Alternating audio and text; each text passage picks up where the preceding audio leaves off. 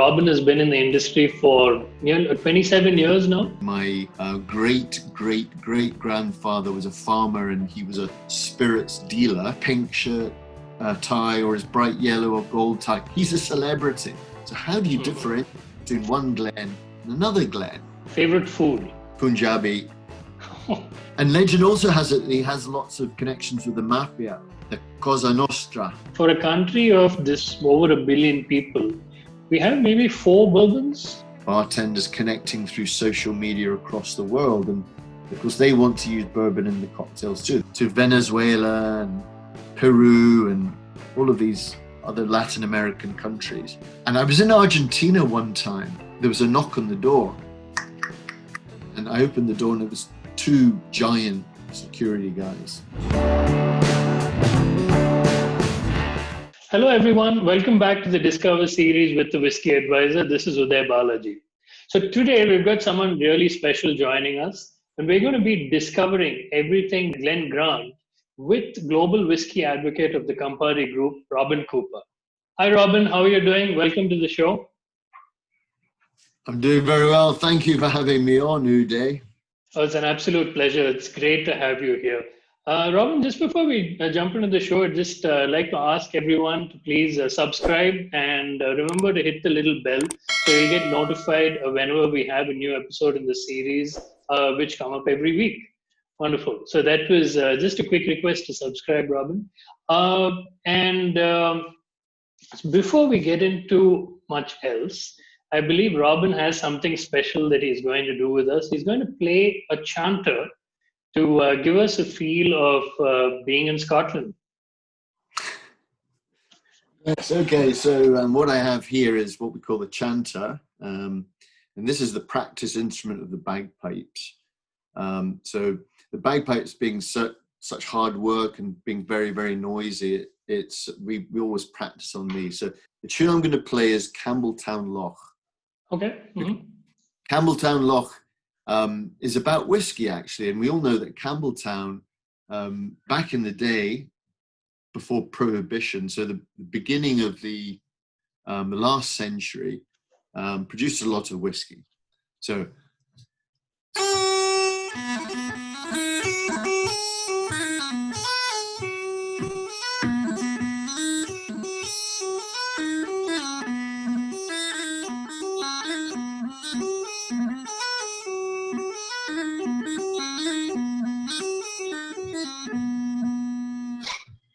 So, oh, Campbeltown Loch, I wish you a whiskey, Campbeltown Loch, oh, Campbeltown Loch, I wish you a whiskey, then I would drink you dry. So, wonderful.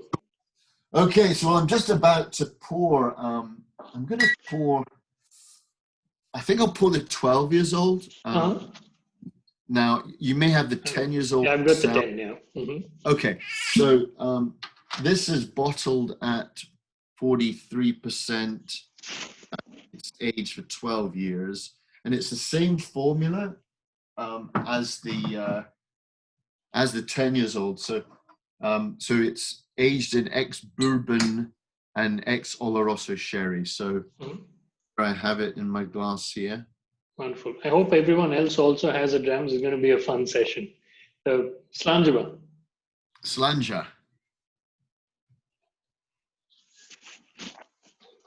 Wonderful. So guys, I've got to tell you that Robin has been in the industry for 27 years now, and he's worked for some of the biggest spirit brands out there. So I've got a couple of questions, Robin. One is, how has your journey been so far in the whiskey industry from like United Distillers back in the day to Campari today? But more than that, how have you seen the change in whiskey and the whiskey world since you were a wee lad down in Edinburgh many, many years ago? Well, yeah, so this is my 28th year, and it's been an amazing journey. I mean, I always wanted to get into I always wanted to travel. I mean, Scotland's a small country, it's a beautiful country, but you kind of feel a little bit insular there. And so I thought, well, I want to travel the world, so what do we make that's available across the world? And I thought, okay, that's Scotch whiskey. My father drank whiskey. My great grandfather was a farmer, and he was a spirits dealer to the 1868 census in Scotland, round about that time. So he possibly made whiskey. I don't know, I'm not sure, but farmer whiskey or spirits dealer. The only spirit that time would have been whiskey. I mean, they weren't, no one was dealing in tequila or rum or vodka. But so this is my 28th year, and so I've worked on, I think, 5 continents on the world, over the world. I've been to many countries. I've been living in the US now for 17 years, and the reason why I came here is that US is by far the biggest malt whiskey market in the world. So I've seen a lot of changes over the years. I've seen, when I started in 93 or 94? I think January 94. It was very much a blended market. Single malts were really emerging, and I at United Distillers, it was Lagavulin, Talisker, Oban, what we called the classic, still called the classic malts. Glenfiddich was around, Glenlivet, I think, was growing, and so I then went to Glenmorangie, and that's where really the sort of single malt sort of quick sort of climb started,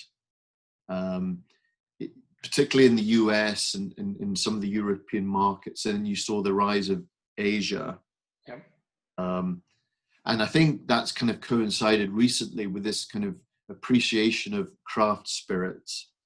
So, you see a lot of resurgence of bourbon and a growing sort of interest in handcrafted distilled products, and single malts really play into that so well. I mean, you've been to Scotland, many of your listeners will have been to Scotland, but what you get, it really delivers on that, handcrafted style, small distilleries, history, that the stories about the distilleries, the production process and the methods, and also human beings are involved in making whiskey. And so back in those days, master distiller, no one really know who the master distiller would be. They would know the label perhaps, but they wouldn't know the people behind the label. Nowadays, people are very much connecting with the people. So you see many more brand ambassadors around the world, like myself. The distillers, the master distillers, the master blenders, the distillery managers, they've all become celebrities almost. Yeah. Richard Patterson, for example, whether he wears his bright pink shirt, tie, or his bright yellow or gold tie, he's a celebrity. Likewise, Dr. Bill Lumsden, etc., so on and so forth. So there's so much, and consumers have changed. Consumers' palates have changed, and consumers want more transparency. They want to know more about how we make our spirit, how we age it, what type of barrels we use. Do we age them in stone warehouses or timber rick houses in Kentucky? So and people have these things which provide so much access to information, and of course all this does is it gives people that kind of social currency. They want to talk about something that's truly unique and share it with friends. So whiskey becomes very much something that connects people, not just locally and within your community, but of course, as we're seeing now, globally. Really, like what you were saying, you've had sessions with people from across the world in the space of 24 hours. It's quite amazing. And India is seeing so much more interest in knowing where their products are from, be it food or whiskey or whatever it is. So I see what you mean. But yeah, it was a simpler time back in the day, and now it's there's so much information out there, and so much exposure with Instagram lives and YouTube and everything. Absolutely. I mean, even when you look at the packaging, there's much more copy on the pack. There's more stories. There's more elements about uniqueness of the production. The market space has become much more competitive, and 10+ plus years ago, you would find Macallan, Glenlivet, Glenfiddich, possibly Glenmorangie. Mm-hmm. Nowadays, of course, there's so many more brands, but so many more distilleries have realized the opportunity. There's that consumer out there, that thirst for knowledge. And so they now have, the impetus to get into the market, to just tell their own story. And of course, marketing has played a much bigger role, and the differentiation between not just individual distilleries and how they're different from everybody else. I mean, let's not forget there's many, many Glens. So how do you differentiate between one Glen and another Glen? And let's say there's 50 Glens in one region. It becomes quite a head scratcher for the marketing folks. So, and consumers know more. Consumers actually, in many instances, it's becoming a trend now that quite often the consumers will know, those who are very into it, who maybe participate in one of the sort of whiskey clubs. Quite often they'll know more about the brand than the salespeople on the ground actually selling the product. It's incredible. Yeah. It's incredible. It's kind of what we're trying to do here, disseminate that knowledge and build the market out in India. It's starting off grassroots, and then maybe again, once you're back in a year and playing us the chanter again, you could also tell us, all the technical stuff with the fermentation times and the stills and purifiers and everything as well. But just for the time being, just to do we do something a little fun in every episode, Robin. Do a quick rapid fire round just to get to know you a little better and your preferences. So if you're ready. Yeah. All right. Your first whiskey. Glenmorangie. Favorite cocktail. Old-fashioned. Favorite food. Punjabi. Favorite sport and or team. Rugby. Scotland. Mm-hmm. National team. Mm-hmm. Cats or dogs. Dogs. California or Scotland. Scotland. Okay. The answer. Cars or bikes. Sorry. Especially now. With all the craziness. Cars or bikes? Vintage cars. Oh, yeah. Coffee or tea? Tea. Batman or Superman? Robin. Batman's sidekick. All right. Your favorite place in India during your visits? Chennai, Chandigarh, Pune. I'm going to say all of them. Bangalore. Okay. So it's India, really. I've heard a lot of interesting food answers from Hyderabadi mutton biryani to Punjabi. So it's definitely opens up different perspective. Yeah. Well, the Punjabi answer was really a no-brainer, because growing up in Scotland or the British Isles, we're very used to. I mean, some people say that Punjabi food or Indian food would be the national food of the island of Britain. And I went to university in Manchester. I did my undergrad degree there, and then I did a postgraduate diploma in Glasgow. And both cities are big Indian food capitals of Great Britain. And Punjabi food would be the most commonly found, I think, in the UK. So for me, I was raised on it. Wonderful, like a chicken tikka masala in the pubs, right? Oh, I'm going to be salivating in a minute.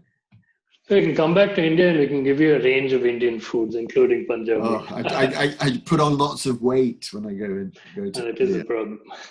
So, Robin, coming back to the whiskey, though, but to be perfectly honest, I must admit, I knew about Campari before I knew about Glen Grant, primarily because one of my uncles was and still is a huge Campari fan. So I'd really like to know, how a little more about the Glen Grant story and the Campari story, and how this relationship came to be. Well, first off, your auntie has obviously impeccable taste, because Campari is a fabulous drink. It's a very unusual drink, but the whole story about Campari and Glen Grant is very, very interesting, or Italy and Glen Grant, I should say, because the connections with Italy go back well before Campari came along. In fact, I think it was the 1970s or late 1960s, 1970s, where an Italian businessman by the name of Armando Giovannetti made a trip from Italy to Scotland with a mission to find a whiskey to bring back and introduce to the Italian market. So legend has it that he visited a number of distilleries, and when he arrived at Glen Grant, first of all, he noticed that the aroma of Glen Grant was exceptionally fruity, aromatic, floral, and then he inquired about a younger Glen Grant. So they must have gone into one of the warehouses and pulled a couple of samples of younger whiskies, and he picked a 5 years old. Mm. And he thought, well, this really works because it's fresh, it's aromatic, it's very, very fruity. I mean, I've got some of the new make spirit here made at Glen Grant, and I'm really getting that fruity, malty note. So he packs the back of his Fiat 500, his Fiat Cinquecento, as many cases as possible, drives back to Italy, and he starts sampling people. And legend also has it, he has lots of connections with the mafia, the Cosa Nostra in Italy. Mm-hmm. So he signs contracts, and he becomes the sole importer of Glen Grant into the Italian market. He's still alive, Armando. He has a Facebook page. Oh, wow. Dominated the market. So Italy Glen Grant becomes the number one Scotch brand in Italy. Sells more than any blend, dominates the market. And then, of course, a few years later, Campari, the Italian company based in Milan, of the namesake, the red bitter aperitivo brand, aspiring to become a global player in the spirits business, recognizes that Scotch whisky is a global category. So aspiring to become a player on a global level, it decides to acquire Glen Grant from Pernod Ricard. Okay. Now, Pernod had just acquired a big vodka brand, and they were ordered to pay down some of that debt. So they put up a couple of what they call their non-core brands up for sale, and one of them was Glen Grant. So the Italians seized the opportunity, and I think the deal closed in 2007. So most of the whiskey we had then was 5 years old. Uh-huh. Okay. So, you know, we've had to sort of be very patient with Glen Grant. We've had to put out, 10 years. We've always had a 10 years old. We had to put that out in limited quantities, an 18 years old. We had a 16 years old, but we decided that we would stop bottling that in order to mature stocks to 18 years old and beyond. So currently in our range, we have a 10, a 12, a 15 in some markets, and 18 years old. But we will, I'm sure this is going to be one of your questions, but we will in the future put out some more bottles. Fine and rares, I think. The 10 years old is really what I would consider globally our entry level. And when I say globally, it's not available in North America, but it's available in most markets, including travel retail. The style of Glen Grant, it's very much reflected in the 10 years old. I talk about that, and this is the 12 year old, that very highly aromatic, fruity, and malty nose. So you don't get a lot of that barley sugar that really shines through quite like you get in Glen Grant. Some malts have it, some less so. But it's quite a harmonized whiskey in the sense of on the aroma it delivers, on the palate it delivers, and it's got quite a nice finish. And we invest an awful lot of time selecting the right barrels to fit the profile, so that it's very important to have that harmonization. Now, another point is that we're using ex-bourbon barrels, which will give you a lot of the vanilla and the butterscotch, the toffee notes.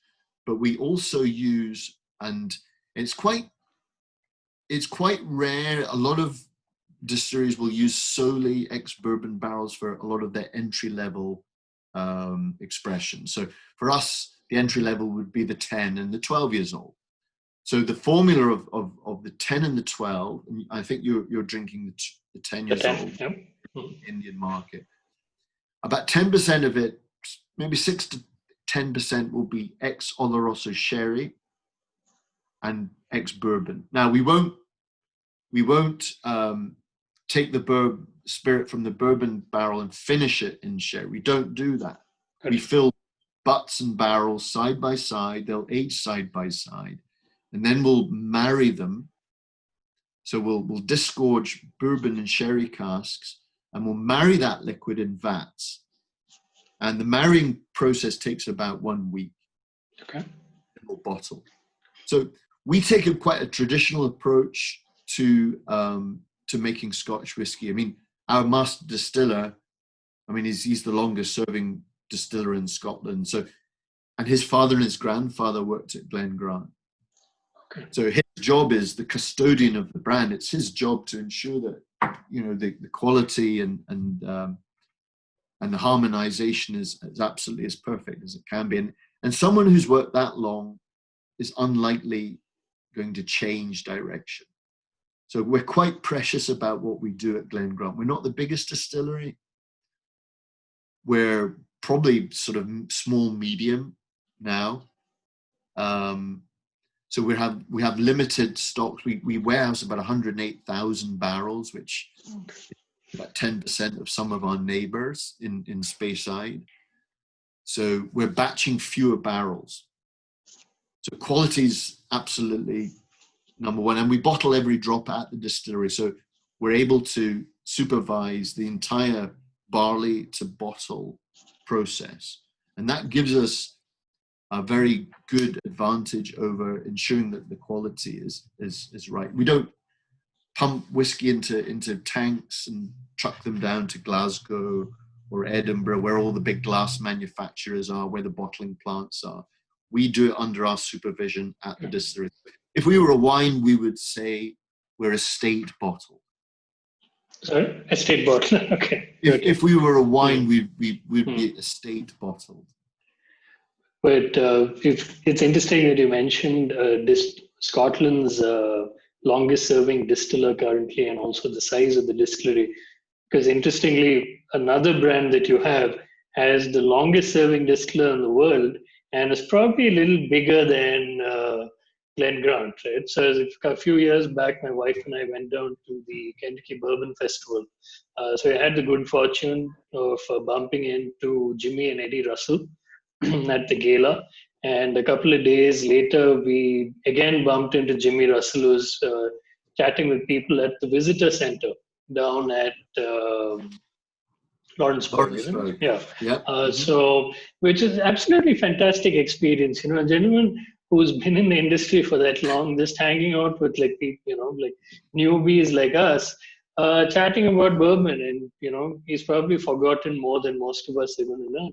But my question is a little different. One is, how has it been working at Wild Turkey, firstly?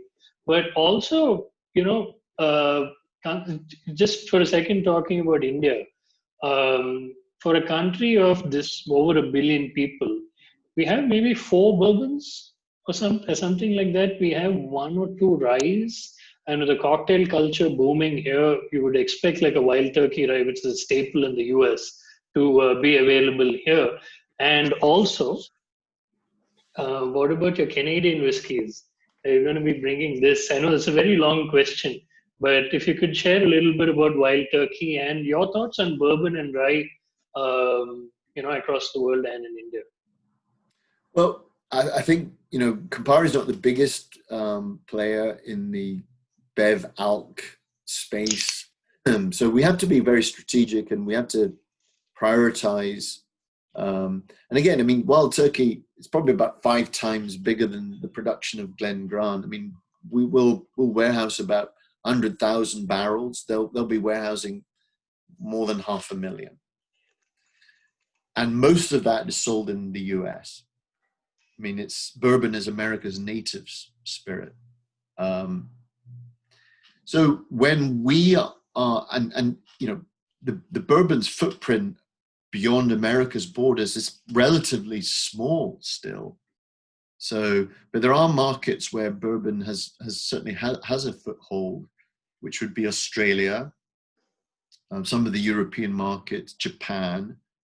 So those would be some of the markets where a lot of the brands would be investing right now.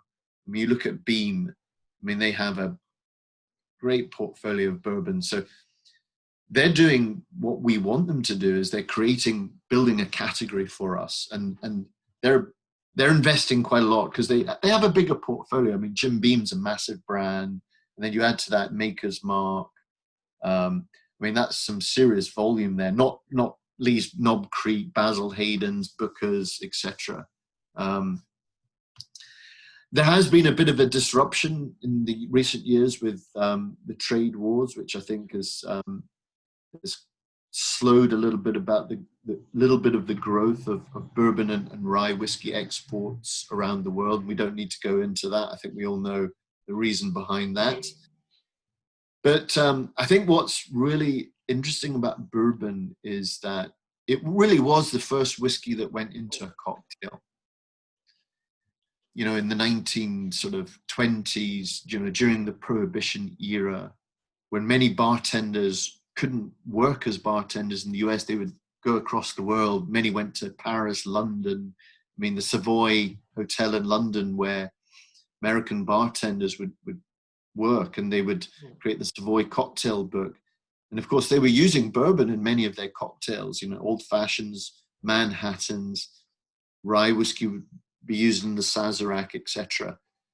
And now you see this big, you know, comeback of those classic cocktails. I mean, cocktail culture is booming, and of course, it's driven by bartenders connecting through social media across the world. And of course, they want to use bourbon in the cocktails too. They're seeing bartenders in New York, San Francisco, Paris, London, Sydney, Australia, Singapore. I mean, now in Mumbai and New Delhi and beyond. So they want to use cocktails. So I think it's going to be a matter of time before we see. You know, whiskey's kind of like a journey. It's a bit like wine. If you get into wine, you're going to start to embark on a wonderful journey of discovery. And it's the same with whiskey now. I mean, you've seen the emergence of single malts. You've seen the Japanese coming into this space. You've seen the Irish are upping the game, and of course the Americans are as well. So it's only a matter of time that you'll see Indian consumers start to dabble in different categories. Now, you mentioned Jimmy Russell, and you know, Jimmy Russell being the longest serving distiller. Now, like Dennis, Jimmy's father and his grandfather worked in the industry, and Jimmy started in 1954. That was before Neil Armstrong landed on the moon, before we had colored televisions. So he's the master distiller's master distiller, the longest serving. And his son, Eddie, joined in 1981, and he's now 39 years. So together they're 105 years, father and son. And now then Eddie's son and Jimmy's granddaughter, or Eddie's niece, have also started. So Bruce, Jimmy's grandson, Eddie's son, he's now the 5th generation. And Joanne, Bruce's cousin, she's a brand ambassador. So it's really a family business, and I think the benefits of bourbon are fantastic. It's different from Scotch. I mean, they're making it from corn, they're making it from other grains such as rye and malted barley. Some cases wheat. We don't use wheat at Wild Turkey, but it matures much faster. It's hotter and it's colder. The barrels are expanding and contracting to much greater degree. And so the spirit's penetrating deeper into the wood. It's drawing a lot of those sugars from the wood, and it's a big spirit, particularly Wild Turkey. But you know, talking about world whiskey, you actually almost travel the world with all these whiskeys today. but you've been actually traveling around the world, hopping across countries for the past 25 years. I'm sure you have some wild stories, but can you share a few, that you can share on this Well, episode?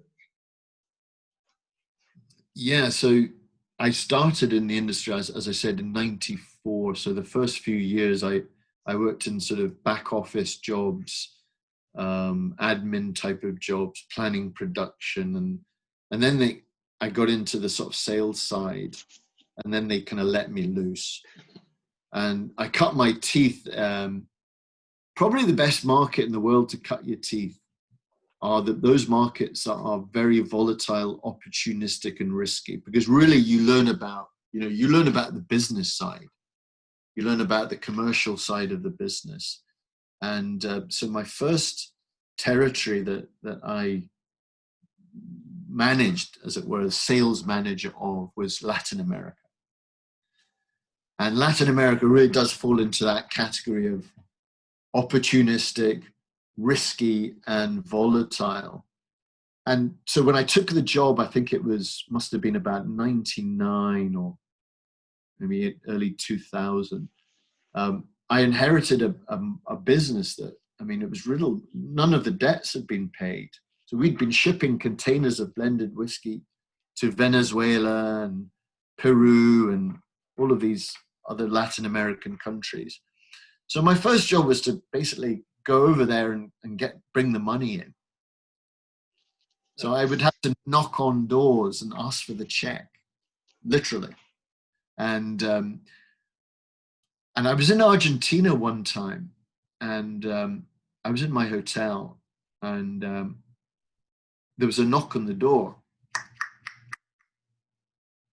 And I opened the door, and it was two giant security guys. Now, I think they must have heard a complaint, because I actually took my bagpipes on that trip. Okay. And of course, I'm a UK passport holder, and it wasn't that long before that Argentina had invaded the Falkland Islands or the Malvinas. So I let these guys into my room, and they basically turned everything over. Literally opened bags, emptying them, because they thought I was some sort of spy. Wow. At the time, I think in Argentina, everybody smokes. And this is a separate story. And again, it's Argentina. I went from Panama or Paraguay over the border into Argentina. Okay. And at the checkpoint on the frontier, there was a big poster that said, "Las Malvinas son Argentinas." Mm-hmm. So the Falkland Islands belong to Argentina. And I'm like, oops. So, of course, you have to bring out your passport when you go over a border, and it was my UK passport. Now, I had a packet of cigarettes in my top pocket. And as he was inspecting my passport, I said, "Would you like a cigarette?" He doesn't take a cigarette, he takes the whole packet and puts it in his pocket. Inspects, goes away, speaks to another official, comes back. Out the car, I'm strip searched. They let us go at the end, but some of those stories, particularly in Latin America, would come to mind. But there's so many stories. I could go on and on for the next 24 hours and bore to death, but I won't. I'll spare you. There's always lots of stories. When we meet someday face to face, I'll tell you a few more stories. I look forward to that. I look forward to that with a few drams as well. Wonderful. So it's great, Robin. This has been so much fun. I'm really glad that you could join us today. But guys, if you want to get in touch with Robin, I'm going to put his Instagram details in the description below. And I've also got a whole lot of links here to the YouTube pages of the whiskeys that we talked about today. And I'll have a few links in the description as well. So Robin, it's been an absolute privilege. I wish we had a lot longer. We're probably going to, bring you on for like a 3-part series just to tell us all the stories from your trips, and with a few more drams. I think that'll be absolutely fabulous. But thank you so much for being here, and cheers. Thank you, Uday. Thank you very much. And thank you very much for your followers and the people who are watching this. I speak on behalf of the Scotch whisky industry that, India is a new frontier for us. And a lot of the distillers expanding their production to fulfill the thirst of a growing, following of Scotch whisky. So I'm looking forward to lots more trips to India and meeting you and connecting. And so thank you very much for this opportunity to talk a little bit about Glen Grant. And so I wish you all the best and stay safe, and Slanjava. Slanjava. So that's all for this session, folks. It is an absolute privilege to have Robin here with us. We hope to see him back again soon, talking about Wild Turkey and 40 Creek as soon as he's launched them in India. But until then, I'd like to request you again to like, subscribe, and hit the little bell so you'll know every time we have a new episode in the series. Cheers, guys.